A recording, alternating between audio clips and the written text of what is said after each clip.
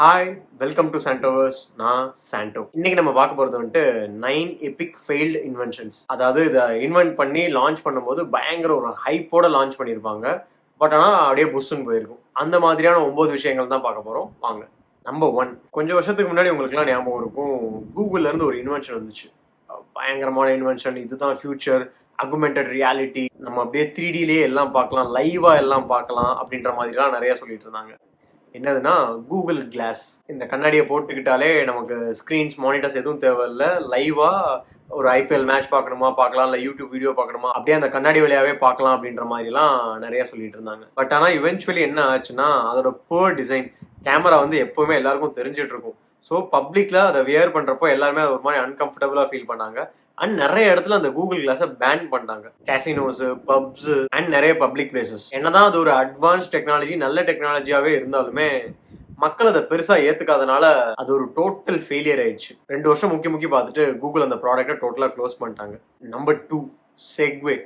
செக்வேனா என்னதுன்னா, விஸ்வரூபம் மூவில கமல் வந்து ஒரு லேபுக்குள்ள ஒரு சைக்கிள் மாதிரி ஓட்டிட்டு போவார்ல, அதுதான் செக்வே. அதோட ஃபவுண்டர் வந்துட்டு அதை இன்வென்ட் பண்ணி லான்ச் பண்ணும்போது இனிமே உலகத்துல கார்ஸே இருக்காது, டிராபிக் ப்ராப்ளம்ஸும் எல்லாமே சால்வ் ஆயிடும், மக்கள் எல்லாரும் இந்த செக்வேவை யூஸ் பண்ண ஆரம்பிச்சிடுவாங்க அப்படின்ற மாதிரி சொல்லிட்டு இருந்தாரு. இது சிட்டி டிரான்ஸ்போர்ட்டே ரெவல்யூஷனைஸ் பண்ற மாதிரி எல்லாம் நினைச்சிட்டு இருந்தாங்க. பட் ஆனா லான்ச் பண்ணும்போது பொசுக்குன்னு அதோட பிரைஸ் $5000.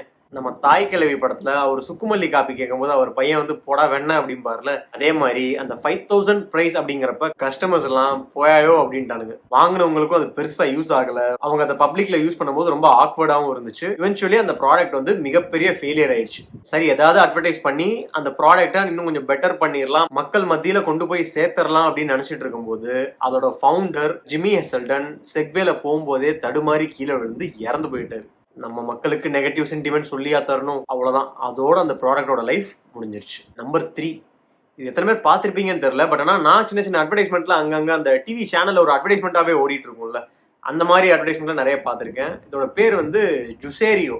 ஜுசேரியோனா ஆமா, இது ஜூஸ் மேக்கிங் சம்பந்தமான ஒரு இன்வென்ஷன் தான். நம்ம நிறைய வீட்டில் சாத்துக்குடி புளியறதுக்கு ஒரு ஜூஸர் மாதிரி இருக்கும், அது பார்த்துருக்கோம். And instant juicer, just cut பண்ணி உள்ள போட்டால் உடனே ஜூஸ் ஆகி வெளியே வந்துடும், அந்த மாதிரி ஜூஸர்ஸ், மிக்சியில் இருக்கிற ஜூஸஸ், அந்த மாதிரிலாம் நிறைய பார்த்துருக்கோம். இது வந்துட்டு என்ன மாதிரியான இன்வென்ஷன்னா, ரெடிமேட் ஜூஸ் பவுச்சில் விற்பாங்கல்ல, அதை நம்ம கையிலே இப்படி பிதுக்கி குடிச்சிடலாம். ஆனா அப்படி இல்லாம அந்த பவுச்சை இந்த மிஷினுக்குள்ள போட்டா அந்த பவுச் நமக்கு பிதுக்கும். கொசுக்களை கொள்ளும் நவீன மிஷின் மாதிரி. எனக்கு புரியாத ஒரு விஷயம் என்னன்னா, இது ஒரு ஐடியான்னு சொல்லிட்டு 120 மில்லியன் ஃபண்ட் ரைஸ் பண்ணியிருக்காங்க, கிட்டத்தட்ட 800 கோடி ரூபாய். பட் ஆனா கடைசியில அந்த ஜுசேரியோ ப்ராடக்ட் வந்து ஒரு பெரிய மீம் ஆயிடுச்சு. இந்த மாதிரி இன்வெஸ்டர்ஸ் எல்லாம் எங்க இருக்காங்கன்னு தேடி பிடிச்சு அப்பப்போ நம்மளோட ஐடியாவும் பிச் பண்ணிட்டே இருக்கணும்னு நினைக்கிறேன். நம்பர் 4, ஆல்ரெடி செம்மையா இருக்கிற ஒரு ப்ராடக்ட்டை இதோ பாரு நான் அப்கிரேட் கொடுத்து இன்னும் பயங்கரமா ஆக்குறேன் அப்படின்னு சொல்லிட்டு பயங்கரமா ஃபெயிலியர் ஆன ஒரு ப்ராடக்ட் எதுனா, வேர்ல்டு வைட் எல்லாருக்கும் தெரிஞ்ச கோக். நாங்க இத்தனை நாளா இருக்கிற ஒரிஜினல் டேஸ்ட்டை விட பெட்டரா ஒரு டேஸ்ட் இன்வென்ட் பண்ணியிருக்கோம், அதை லான்ச் பண்ண போறோம் அப்படின்னு சொல்லிட்டு அவங்க இறங்கினாங்க. இறங்கி லான்ச்சும் பண்ணாங்க. பட் ஆனா அவங்க எக்ஸ்பெக்ட் பண்ணது வேற, மக்கள் கொடுத்தது வேற. மக்களுக்கு வந்து அந்த ஒரிஜினல் டேஸ்டோட எமோஷனலி அட்டாச் ஆயிருந்தனால என்னதான் இது நிஜமாவே நல்ல டேஸ்டா இருந்தாலும் மக்களுக்கு அது பெருசா செட் ஆகல. யூஎஸ்ல அதுக்கு நிறைய போராட்டம் அடிச்சு தயவு செஞ்சு பழைய டேஸ்டே கொண்டு வாங்கன்னு சொல்லி நிறைய ரெவல்யூஷன்லாம் நடந்து கோகோ கோலாவோட பழைய டேஸ்டே கொண்டு வந்திருக்காங்க. அதுக்கப்புறம் கோக் கம்பெனி வந்துட்டு கோக் கிளாசிக் அப்படின்னு சொல்லிட்டு பழைய டேஸ்டே ரீலான்ச் பண்ணாங்க. அதனாலதான் எப்பயுமே சாஃப்ட்வேர்லயும் சொல்லுவாங்க, ஒர்க் ஆகுதுன்னா அந்த கோடை டச் பண்ணாத அப்படின்ட்டு. அதே தான் பிஸ்னஸ்க்கும்.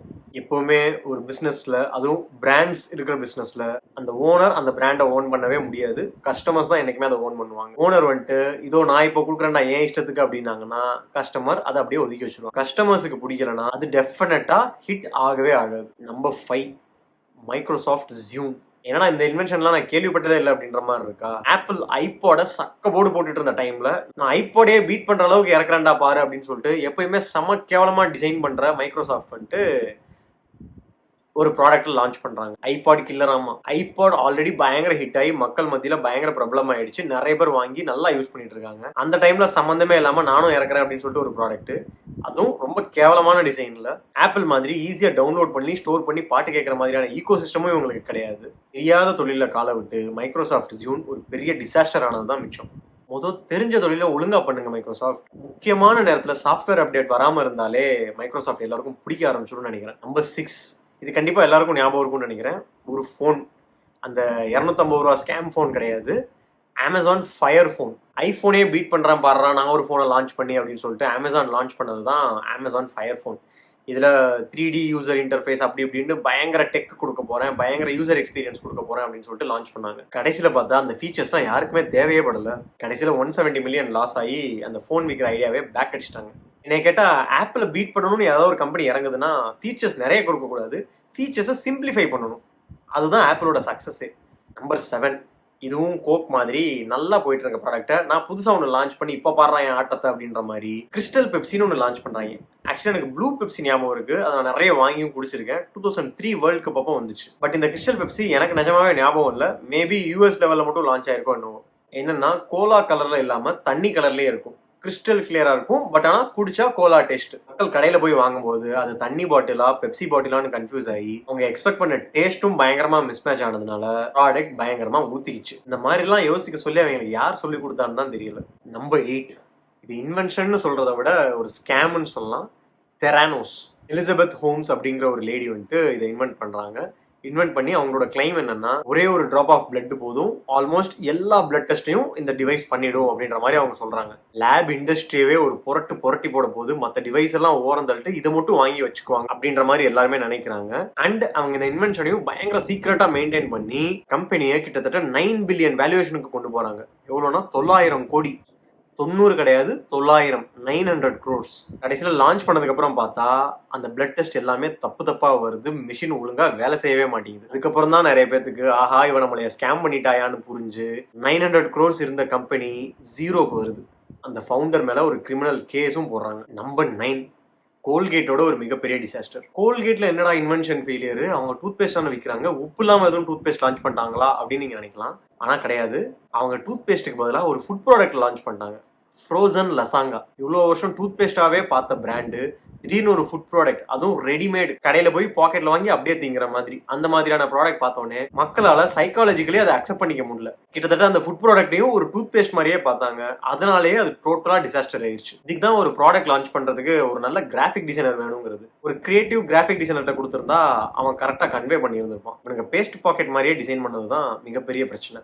அசாங்கா சாப்பிட்டு பல்லுல ஒட்டினா கூட கோல்கேட் டூத் பேஸ்ட் சரி பண்ணணும்னு தான் மக்கள் நினைச்சிருப்பாங்க. ஏன்னா அந்த பேக்கேஜ் டிசைன் அப்படிதான் இருக்கு. ஸோ இதுதான் நம்ம இன்னைக்கு பார்த்த 9 இன்வென்ஷன் ஃபெயிலியர்ஸ். இது எல்லாமே நிஜமாவே பேட் இன்வென்ஷன்னால ஃபெயில் ஆகல, தப்பான ஒரு டைமிங், ரியாலிட்டிக்கு மேட்ச் ஆகாதது, மக்கள் புரிஞ்சுக்காதது, அது மாதிரியான விஷயங்களால தான் ஃபெயிலியர் ஆயிருக்குன்னு சொல்லலாம். இந்த வீடியோ பிடிச்சிருந்தா லைக் பண்ணுங்க, ஷேர் பண்ணுங்க, சப்ஸ்கிரைப் பண்ணுங்க. இந்த வீடியோ இப்போ யாராவது என்ஜாய் பண்ணுவாங்கன்னு நினைச்சீங்கன்னா அவங்களுக்கு ஷேர் பண்ணுங்க. தேங்க்யூ. அண்ட் இந்த வீடியோ நமக்கு ஸ்பான்சர் பண்றது expresschangos.in அப்படின்ற ஒரு டிஷர்ட் பிராண்ட்.